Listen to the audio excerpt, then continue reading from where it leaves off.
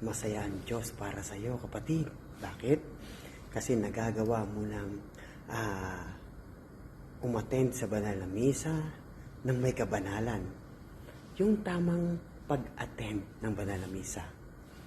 Ito yung nagagawa mo na hindi ka nalilate at tinatapos mo yung banal na misa. Ito yung ginagawa mo na, for example, alas 6 a.m. yung schedule ng banal na misa. Pero ikaw, nagagawa mong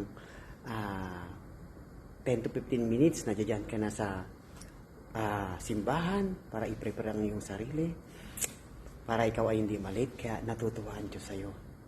Amen? Ipagpatuloy mo yan, kapatid. Ano pa? Yung tinatapos mo, yung banal na misa, hanggang sa final blessing ni Father, tinatapos mo, no? And hanggang sa magbow, di ba? Hanggang magbow, no? Si Father, yung iba nga, tinatapos pa hanggang yung kanta, di ba? So, kalugod-lugod ka sa Diyos at natutuwa sa iyo ang Diyos dahil nagagawa mo na, no? Nagagawa mo ng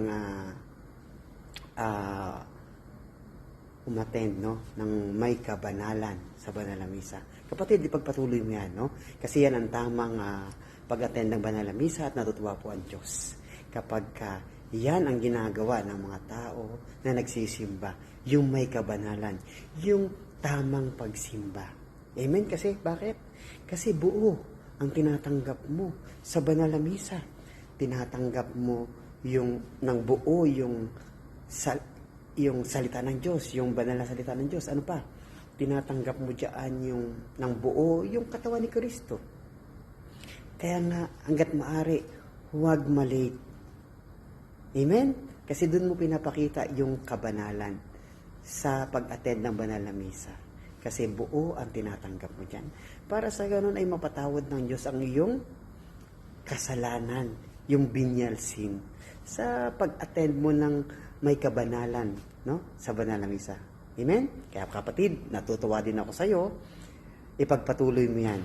Para sa ganun, yung iba na mga nagsisimba ay ganyan din ang gawin tulad mo, no? Kaya congratulations and congrats din po sa mga umattend ng banal na misa na may kabanalan. Yung hindi sila nalilate and tinatapos nila hanggang final blessing ni Father, hanggang sa magbaw. Amen. God bless sa inyo lahat. Manatili po tayong cute, Catholic until the end. Bye everyone. Love you all. Spread love.